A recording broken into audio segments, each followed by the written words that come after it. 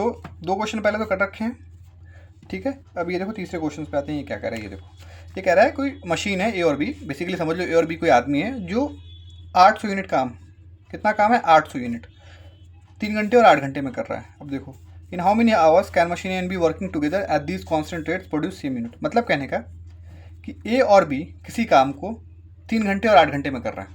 ए और बी किसी काम को 3 घंटे और 8 घंटे में कर रहा है, स्टेटमेंट समझना है, ठीक है। तो उसी सेम काम को करने में अगर दोनों एक साथ काम करते हैं, इफ़ वर्किंग टुगेदर, दोनों एक साथ काम करते हैं तो कितने घंटे में कर लेंगे, ठीक है। बहुत आसान क्वेश्चन है, किसी भी अप्रोच से कर लो।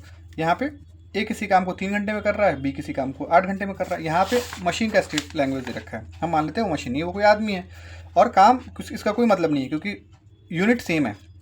ये भी 800 यूनिट कर रहा है, ये भी 800 यूनिट कर रहा है, तो काम सेम है, तो काम का यहाँ पे फिगर का कोई ज़रूरत नहीं है यहाँ पे, ठीक है। तो ए किसी काम को 8 घंटे में कर रहा है, बी किसी काम को ए किसी काम को 3 घंटे में कर रहा है, बी किसी काम को 8 घंटे में कर रहा है, ठीक है। मैंने दो अप्रोच बताया, या तो इसका वो ले लो, टाइम का रेशियो ले लो, तो 3:8 टाइम का रेशियो हो गया, तो इफिशियंसी का रेशियो क्या हो जाएगा 8:3।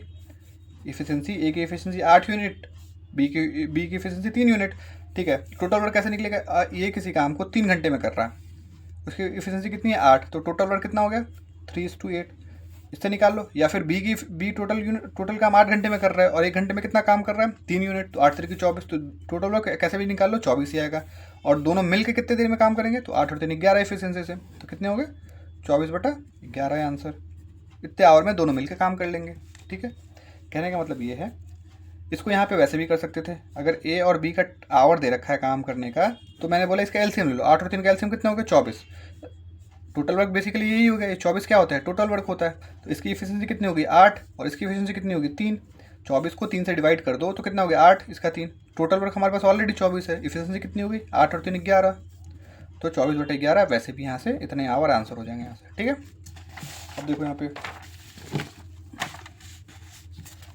एक और क्वेश्चन है यहाँ पे, ये देखो ये कह रहा है 96 डेज और 104 दिन। अब देखो इसका एलसीएम लेने जाओगे, अगर इस 96 डेज़ का और 104 डेज़ का एलसीएम लेने जाओगे तो पागल हो जाओगे, ठीक है। सेम क्वेश्चन है, सेम डेटा है, सेम कॉन्सेप्ट है, बस डेटा थोड़ा सा कॉम्प्लिकेट कर दिया इसने। ए किसी काम को यहाँ पे ए किसी काम को 96 डेज में करता है, बी सेम काम को 104 दिन में करता है, ठीक है। अब बोल रहा है उसी कार्य को कितने दिनों में पूरा कर सकते हैं दोनों मिलकर अगर एक साथ काम करें। तो डेटा देख लो क्या दे रखा है यहाँ पे, ए का 96 है और बी का 104 है। अब इसका एलसीएम लेने जाओगे पागल हो जाओगे, तो एलसीएम मत लो यहाँ पे, मैंने बोला टाइम का रेशियो ले लो। यहाँ पे 96 है 104 है, किससे जा रहा है, सबसे पहले तो ये 4 से ये भी जाएगा, 4 से ये भी जाएगा, तो देख लो 24, और ये कितनी बार जाएगा 4 दूना 8, 2 4 6 24, 2 से 12, 2 से 13, तो इफिशियंसी का रेशियो कितना हो गया 13:12, 13:12। अगर टाइम का रेशियो 12:13 है तो इफिशियंसी का रेशियो 13:12 हो गया। क्यों, मैंने बोला टाइम और इफिशियंसी दोनों एक दूसरे के इन्वर्सली प्रोपोर्शनल है, ठीक है। अगर 1:2 है तो 2:1 हो जाएगा, ठीक है। तो ये कॉन्सेप्ट है। अब ये बताओ यहाँ से टोटल वर्क निकल जाएगा क्या, टोटल वर्क आराम से निकल जाएगा। अगर 96 डेज़ ये काम करता है, अगर ये 96 दिन काम करता है तो टोटल काम कितना करेगा, ये एक दिन में 13 यूनिट काम करता है, तो टोटल काम इतना हो गया, ठीक है। और इफिशियंसी 13 और 12 दोनों मिल के काम करेंगे तो 25 यूनिट से काम करेंगे, ठीक है। अब इसको डिवाइड करने में ना नहीं याद आएगी, तो इसको कुछ मत करो, इसको नीचे 4 से मल्टीप्लाई कर दो। देखो ऑब्जर्व करो, अगर 25 को 4 से मल्टीप्लाई कर दो कितना हो गया 100 हो गया। तो अब डिवीजन का कोई चक्कर ही नहीं है, सिर्फ इसको मल्टीप्लाई कर दो, 96 को 52 से मल्टीप्लाई कर दो, जो आंसर आएगा दो डेसिमल शिफ्ट करा लेना, 6 दूना 12, 19, 30, 3 9 5 45 48, देख लो 2 9 9 4, कितना आ गया आंसर 49.92 डेज या आवर जो भी है, क्या है यहाँ पे 96 डेज है ना, 49.92 डेज। तो वही है, अगर डेज या फिर आर या फिर कुछ भी हो, जो अगर वो डेटा आसान है तो सिंपल एलसीएम ले लो, अगर डेटा कॉम्प्लिकेट हो रहा है तो पहले उसको रेशियो में ब्रेक कर लो, ठीक है। रेशियो में ब्रेक कर लो, चीज़ें आसान हो जाएगी, ठीक है। अब देखो एक और क्वेश्चन है यहाँ पे, ये हो गया। अब देखो यहाँ पे, हाँ ये देखो, अब ये देखो ये डेसिमल में दे रखा है, अब इसका एलसीएम लेने जाओगे पागल हो जाओगे, 23/4 डेज और 39 डेज, ठीक है। तो इसको उससे ब्रेक कर लो, रेशियो में ब्रेक कर लो, ठीक है। रेशियो में कैसे ब्रेक कर लो, ये देख लो, यहाँ पे क्या करो 23.4 है और कितना है Rafiq can complete the same work in 39 days, तो ये टाइम का रेशियो हो गया, ठीक है। अब देखो ये 39 का टेबल में पता है कि 13 से कुछ जाएगा ये, अब देख लो ये जा रहा नहीं के जा रहा है।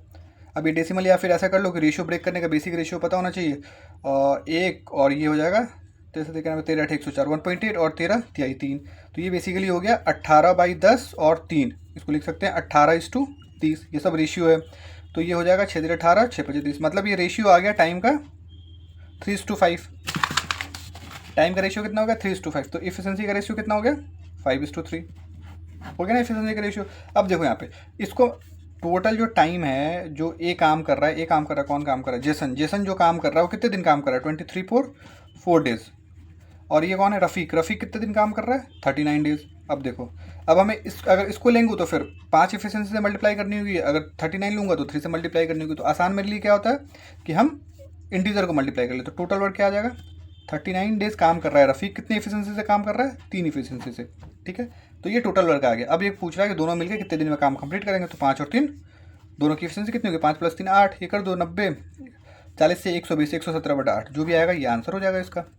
कितना आ रहा है 8 × 8 9 10 11 3 8 4 32 5 0 8 6 48 2 0 8 2 16 5 20 14.625 डेज, तो ये आंसर हो गया।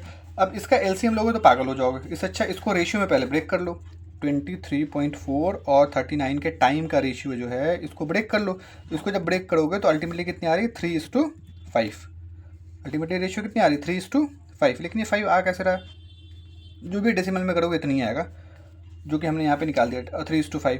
तो इफिशिएंसी का रेशियो कितना हो जाएगा 5:3, मतलब जेसन की इफिशिएंसी 5 है और रफ़ीक की इफिशिएंसी कितनी है 3 है।